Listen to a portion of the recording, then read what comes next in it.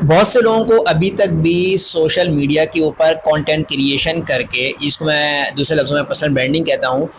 اس کا concept clear نہیں ہے ان کے ذہنوں میں کہ یار پرسنل برانڈنگ، کنٹینٹ کریشن، پیسے سے ارننگ، یہ سب فلسفہ ان کو سمجھ میں نہیں آتا ہے۔ اس کا ریزن بہت سادہ ہے۔ اس کا ریزن یہ ہے کہ جب ہم جس معاشرے نظام میں ہم رہ رہے ہیں، یہاں پر ہمیں کرٹیکل تھنکنگ کرنا نہیں سکھایا گیا۔ ریسرچز کرنا، کرٹیکل تھنکنگ کرنا، کوئی ویژن بنانا، فوکس کرنا، ان چیزوں کے بارے میں اتنی زیادہ بات چیت ہوتی نہیں۔ ہمارے گھروں میں بھی نارملی آپ دیکھ رہے ہیں ایک بچے سے پورے دن میں روٹین میں کیا بات چیت ہوتی ہے، ہماری سوسائٹی میں، ہمارے ایونٹس میں، فنکشن میں، تقریبات میں، ہمارے بڑے بوڑھے بیٹھے کہیں باتیں کر رہے ہو تو کیا گفتگو ہوتی ہے۔ یہ جو گفتگو ہوتی ہے نا، یہ لاشعوری طور پر ہماری جو نئی نسل ہے اس کے اندر کہیں نہ کہیں ڈیولپ پہلے سالوں میں ہوئی ہے۔ آپ سوشل میڈیا کا یہ کام کر رہے ہیں، اور ایون سوشل میڈیا پر بھی آپ دیکھ لیں تو کتنے کانٹینٹ کریٹرز ایسے ہیں جو کہ ایک پازیٹیو کانٹینٹ بنا رہے ہیں، جو اس میں ویژن، فوکس، اور اس میں جو ہے وہ business growth, business mindset, اور مطلب ایک نارمس کی چینجنگ، یہ سب کانٹینٹ اب کہاں ہوتا ہے، آج کل ناپید ہے۔ نتیجے میں کیا ہے کہ جو ہماری آڈینس ہے، جو بھی کنزیومر جسے ہم کہہ رہے ہیں سوشل میڈیا پہ اسکرولنگ کرنے والے لوگ ہیں، وہ کیا کانٹینٹ کنزیوم کر رہے ہیں، اور اگر وہ کانٹینٹ جس طرح کنزیوم کر رہے ہیں وہی چیزیں ہمارے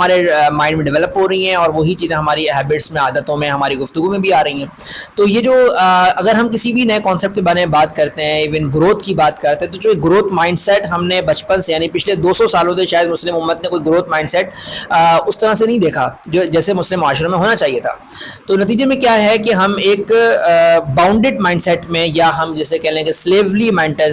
سیٹ کے اندر زندگی گزار رہے ہیں، اور وہاں پہ اگر ہم کچھ گروتھ کی بات کرتے ہیں، چینجز کی بات کرتے ہیں، تو یہ بالکل اچھوتے الفاظ ہوتے ہیں کہ یار یہ کیا باتیں ہو رہی ہیں نا۔ تو ایک مائنڈ، ہمارا جو سوسائٹی ہے اس کو ہضم کرنے کو تیار نہیں ہے۔ یہ ایک بڑی ایک ٹپیکل سمجھے کہ ٹاپک سمجھا جاتا ہے۔ تو جب اس سیناریو کے اندر میں ایک بات کہتا ہوں کہ آپ پرسنل برانڈنگ بھی ایک آج کی دور میں ایک ایسی چیز ہے جس کے ذریعے سے آپ اپنی